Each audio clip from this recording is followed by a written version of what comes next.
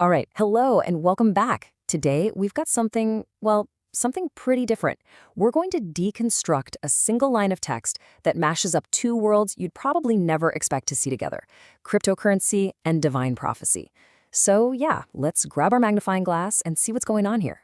And here it is. This is the entire thing we're working with today. Just a title. But what a title, right? What the Lord told me about Pi Network Prophetic Intercession. I mean, just say that out loud. It's a combination of words that feels like it's from two totally different planets. And this, of course, brings up the one big, blinking question that's going to hang over this entire explainer.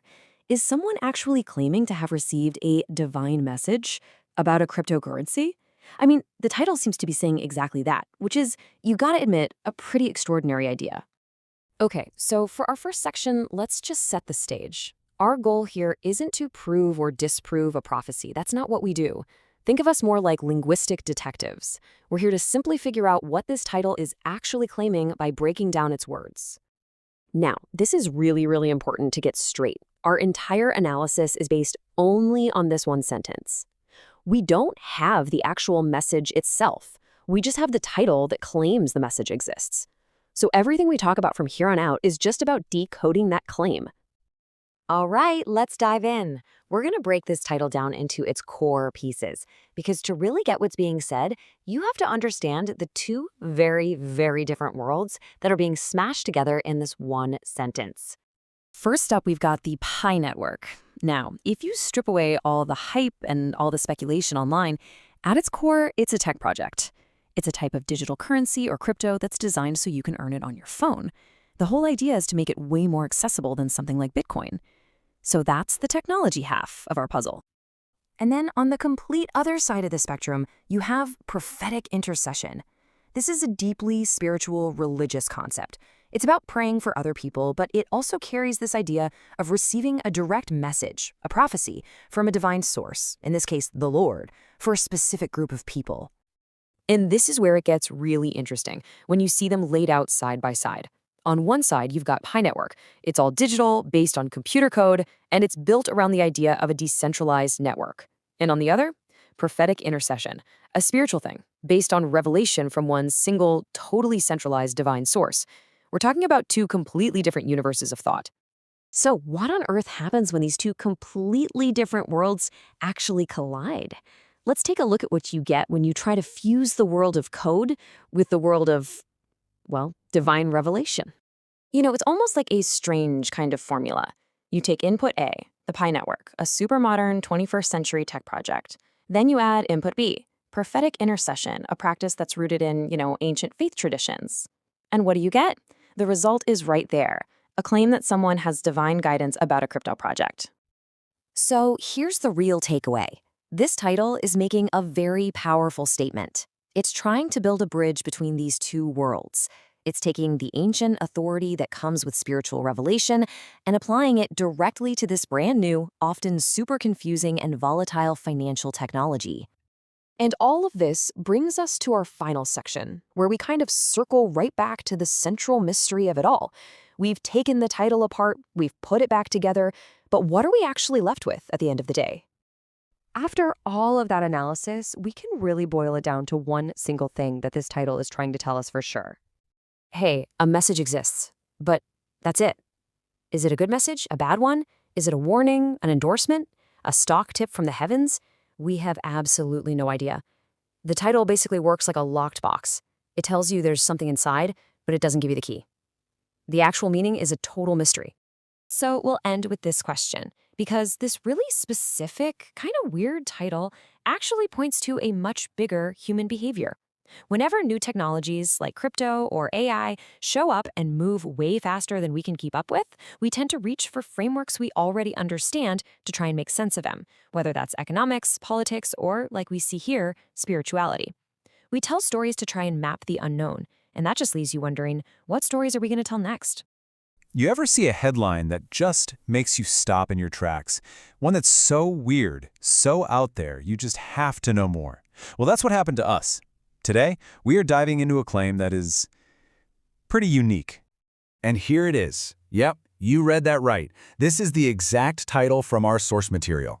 Let that sink in for a second. You've got Pi Network, the cryptocurrency project, and then prophetic intercession, which is all about divine communication. In the same sentence.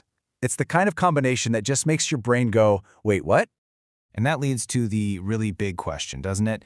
Is this source actually claiming that there's a divine message, a full-blown prophecy about a digital currency? I mean, that is a bold, extraordinary claim to make. So naturally, we couldn't just let that go. We had to get to the bottom of it. We went straight into the source itself to find the details of this supposed revelation. Okay, just so we're all on the same page, let's quickly break this down. First, you've got the Pi Network, a crypto project. Then, prophetic intercession, which is a spiritual practice. And the headline implies a divine revelation, a message believed to come straight from a deity. The big mystery is, how do these pieces even connect? So, we dove in, and our mission was super simple. We weren't interested in anything else. We were looking for the actual prophecy, the specific message, the direct words. What exactly was the big revelation? We read every single line, searching for a quote, a detail, literally anything that would deliver on the promise of that wild title. And after all that searching, here's what we found. And that's it. This is a direct quote from the source material itself. It says point blank that it only has the title, and it doesn't elaborate on any details of the revelation. So there's nothing else there. So, to put it simply, the source makes this spectacular, attention-grabbing promise in its headline, but then offers absolutely no story, no details, and no information to support it. The most interesting thing about this whole thing is what's missing.